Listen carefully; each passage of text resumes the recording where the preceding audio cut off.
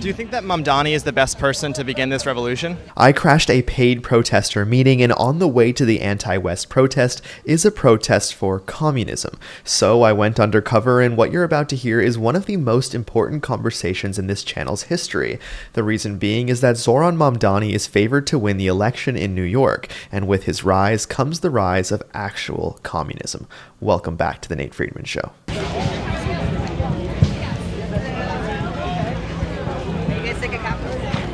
What? Are you guys sick of capitalism? Sure am. Tell me about communism. Okay, so I guess what would you say are some of the things that you think in society are I just don't think that there should be any billionaires. Yeah. Oh, we agree. Yeah, we think that we should expropriate the billionaires, right? Because there's so much in society, all of the so many resources in society, but since they're all privately owned, then these commodities are only produced for the profit, the competition between the billionaires, instead of for the actual needs of society. Yeah. But if we look at all these big corporations, Amazon, Google, right, Walmart, these are all useful companies that have been built up by capitalism that if we were able to expropriate and put under workers' control, under a workers' democracy, under workers' government, that this could be the start of a planned economy so that the working class could democratically control what's being produced for the needs of society instead of just for the profits of the billionaires. I mean, a criticism that I always get is like, well, if the billionaires all leave New York City, the corporations will leave, and then people won't have people to work for. So what do we do? Do we have to take control of the businesses? Do the government has to take control of it? I think the first question is what government, right? Because right now we're living in under a capitalist government, capitalist state. But what do we do about like companies like Amazon? Should the government take control of Amazon? So this would have to be through the act of revolution, and so the working class would need... But I'm sorry, I just meant like yes or no, because a lot of people ask me that, and I don't know what to say. So yes or no, should the government take control of Amazon? Well, if the capitalist government took control of Amazon, it would, we would be in no better position. I'm talking about if we were a communist government and we took control of communism, would take control of Amazon, would that be the right thing to do? Yes, after the revolution, under workers' government, yes, we would absolutely take control. And what do you mean by revolution? How do we have a successful revolution?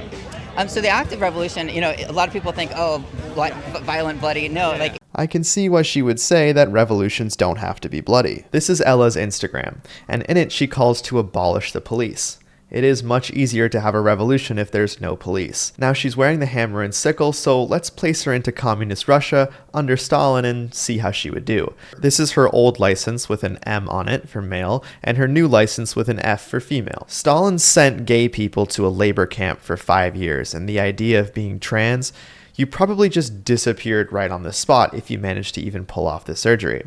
Now I have a hard time believing the guys who did this would go along with this. So I use 3 different sets of pronouns: they, them, theirs, am, ers, and its. And typically I just use they, them, theirs in public or at work. Around other queers, then I like using am and its. Fast forward to today, and a big part of the communist uprising does look like this, which is why you see Mamdani smiling at drag queens, because that's a big part of his base. Now Ella is a coder for a tech company while marching on the streets for communism. Go figure. Next up, we talk about Mamdani and if he's the one to lead this movement into the mainstream. Like a genuine workers' revolution is the working class getting to a point where they're basically already running society. Right? They've realized, like, hey, look, all the factories, all the services, everything, like, we're already running it. We don't need the bosses. Like, the working class, as the working class, we're more than capable of running society ourselves. It's, almost just a matter of formalizing that process of the workers saying, look, we're already running society. We want to take political control. Do you think that Mamdani is the best person to begin this revolution? I think that what Mamdani has shown is that the working class is absolutely sick of the establishment and sick of being crushed under the weight of the capitalist class, and so I think that what we would say as Marxists is, hey, look, the first step that needs to happen here, if we actually want to accomplish these goals, right? He's putting forward some really good reforms, free buses, rent freeze on rent stabilized housing, but we would say, why stop at buses? Why not free subways? Why stop at just rent stabilized housing? Why not expropriate all of the houses and put them under workers' control so that we can guarantee the housing as a basic human right? But in order to do this, you'd have to actually lean on the working class, and you can't accomplish that. He would be a start, though, right? Like, he's in a step in the right direction. Well, the first thing that he would need to do to actually be successful in this is break with the Democrats, break with the party of the class enemies, and form a workers' government. Start to form a workers' party. And I know, but the problem with that is that he might not be able to win elections if he's not part of it. You know what I mean? Like, can't he just do that stuff if he's a part of the Democrat Party? Because as you said, a lot of his stuff is like you said, free buses, government-owned grocery stores. Like, he wants to do this stuff, right? Yeah. No, I think that he's certainly a very genuine person, and I think that a lot of people are like looking up to him. And I think that we have to be honest though and say, look, attached to the Democrats, he's not going to be able to get this stuff done, right? He's already had to capitulate on so many things. Right. He capitulated to the business leaders, saying, oh, he's going to discourage the use of the phrase globalize the Intifada. Right. He's apologized to the NYPD about calling them racist. Yeah. Like all these things in order to like win the approval of the Democrats. Like he shouldn't have walked back on the globalize the Intifada thing. Yeah, absolutely. Yeah. Like, he shouldn't apologize for that. Yeah. So he never walked back or apologized about using the term globalize the Intifada. All he did do was refuse to condemn it, but say that he personally doesn't use it. Also, did you catch how she said Mamdani was appealing to the business leaders by walking back on globalize the Intifada? You talking about what I think you're talking about? That was quite the finesse. It's much more subtle than Zionist. We have to take a sober look at like what are the tactics that have worked throughout history, and what are the tactics that haven't. And reformism always leads to betrayal, and we've seen this time after time. Like with Bernie and AOC and Corbyn in the UK, and Syriza in Greece. Because they seem like they're going to go toward communism, and then they use very radical language to describe the problem, but then the solutions, they limit themselves to what's possible under capitalism. Here's the issue with that. Bernie has proposed we tax income over $1 billion at 100%. In fact, he used to talk about how much we need to tax millionaires, but then he became one, so now it's about billionaires.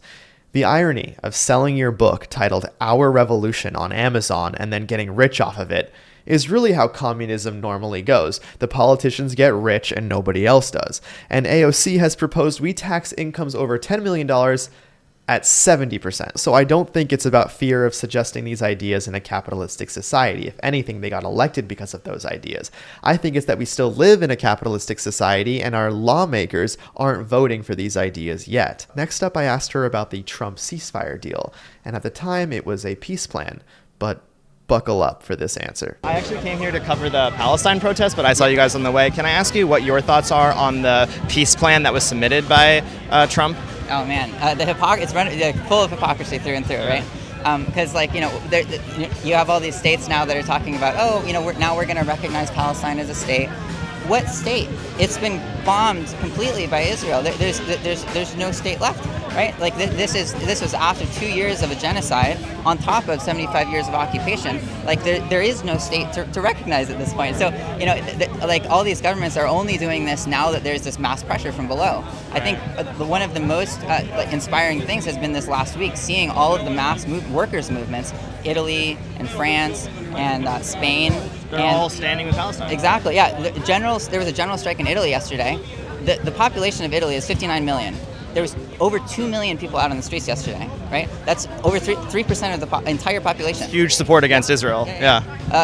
And so, I think that we can start to see, like, the workers are actually starting to see, like, what tactics actually work and what tactics don't. And so hopefully, this movement will spread internationally and actually be able to connect the issue of Palestine to the issue of living conditions. They don't want to lay down their arms, and they're okay with returning the hostages, but they don't want to lay down their arms. What do you think about that?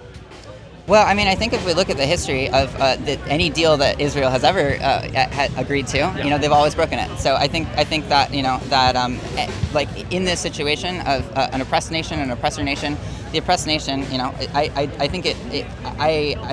I think it makes sense the actions they're taking. Look how comfortable she is speaking for Hamas, a terrorist organization.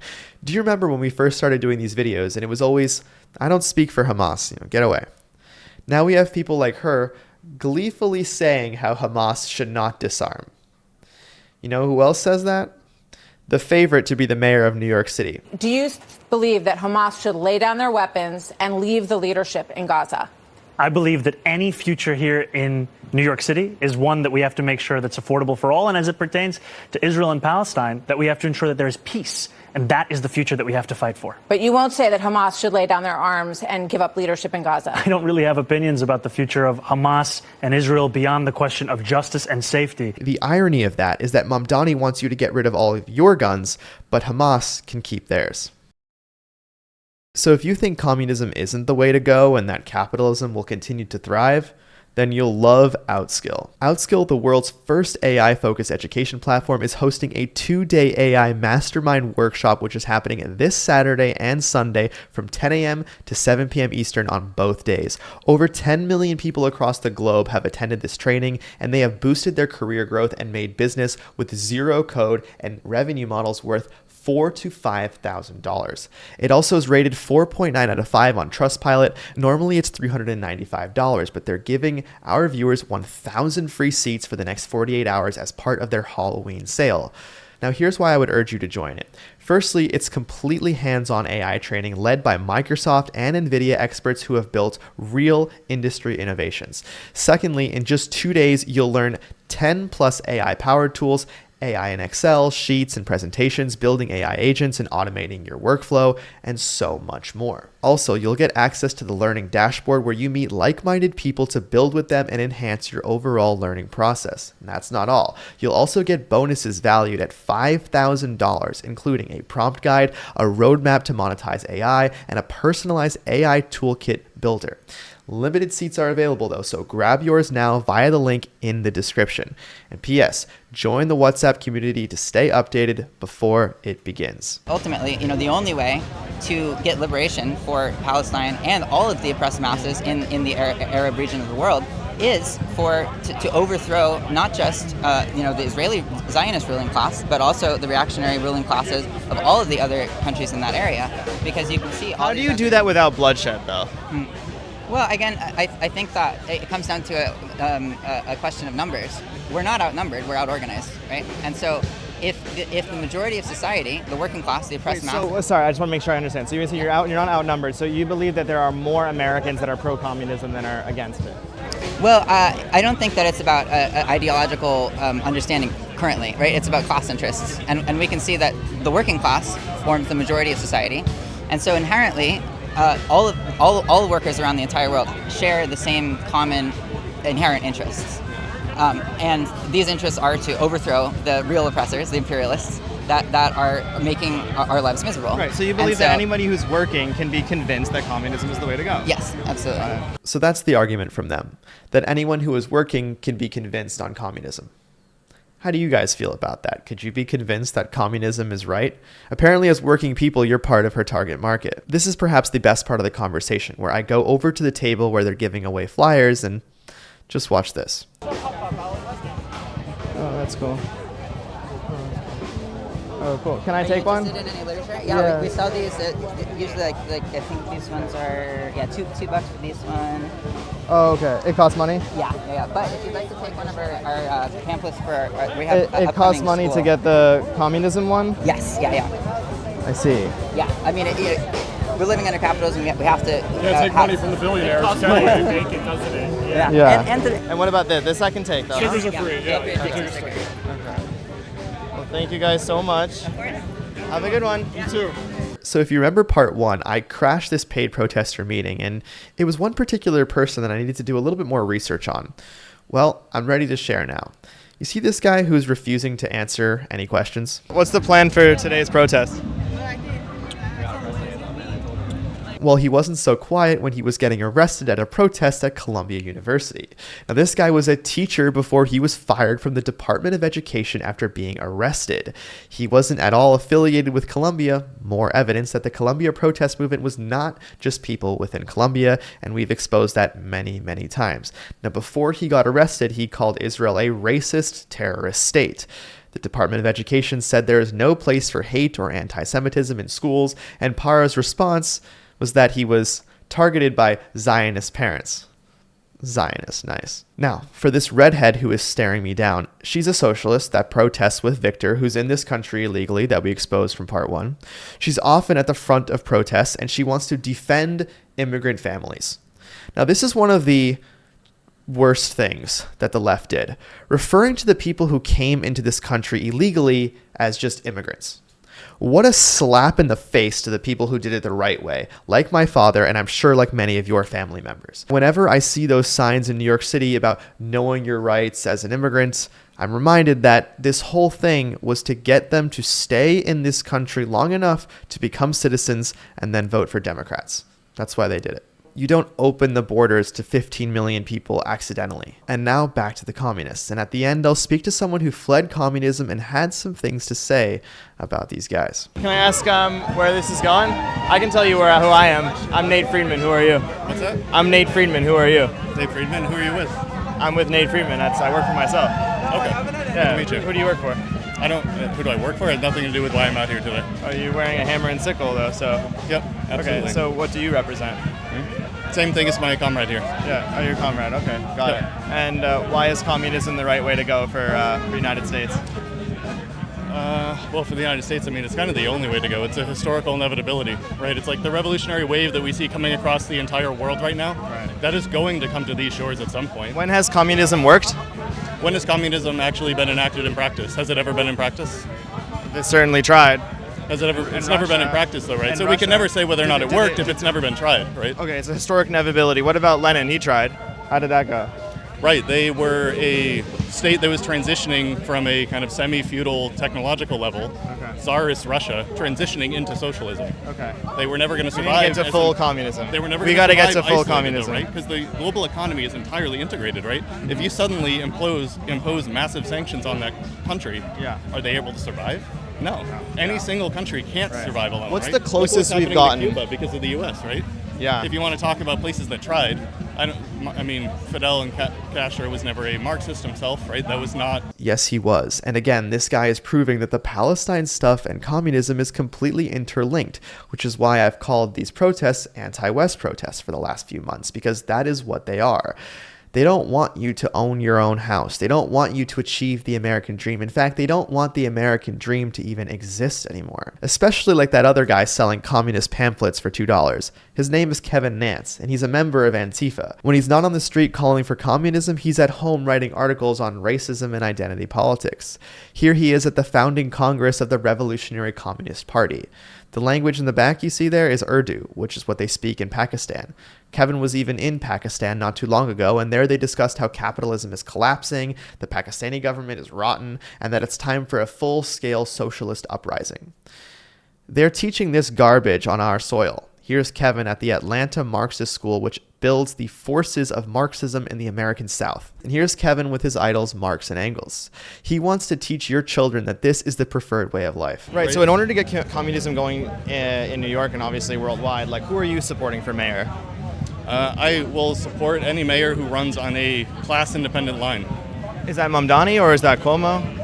We would urge Mamdani to actually break from the Democrats. Right, as soon as he attaches himself to a capitalist class, you can already see his biggest enemies, in spite of all the the racist rhetoric that's thrown at him from conservatives and shit like that.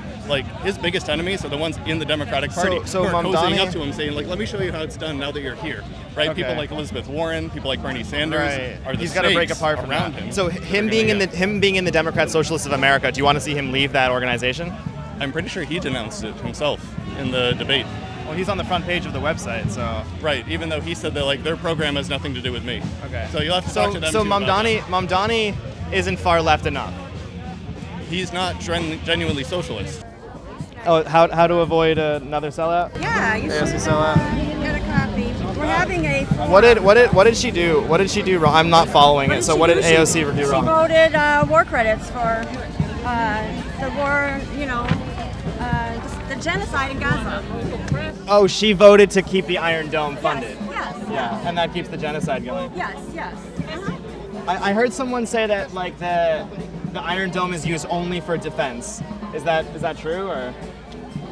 I'm not doing an interview with you. Oh, okay. My name's Nate. Would you like to get a copy of Workers' Vanguard? Is that what The newspaper? Workers' Vanguard? Yeah, we have an article in here you might want to read. It says, "Why can't anyone stop Netanyahu?"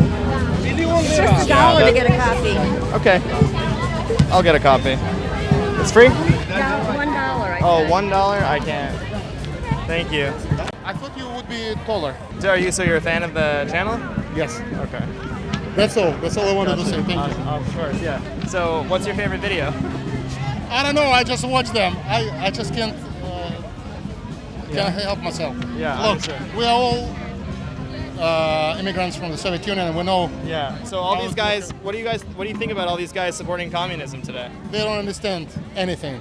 They don't understand how it works. I suggested, okay, go back to the Soviet Union and see it for yourself. Unfortunately, the Soviet Union, for them, unfortunately, collapsed more than 30 years ago. But there are other countries. I always say, go to Venezuela or go to North Korea. North Korea actually has built communism. That's the future. Yeah, yeah. They say that nobody has gotten to full communism. That's what they say. They say we getting close, but we're not all the way there. Yeah, I don't think it's a big difference. Actually, no difference. Democratic socialism or socialism and communism, it's all built on ideas of Karl Marx, Friedrich Engels, and Lenin, which are not bad ideas. But if it's utopia, how much blood do they want shed to prove it wrong again? That's all I. Yeah. I appreciate it, buddy. I know that they said that they can achieve this mission without bloodshed, and I. Okay. They say that The road to hell. The road to hell is paved with good intentions. You can build socialism in your own family. Nothing. I mean, not more.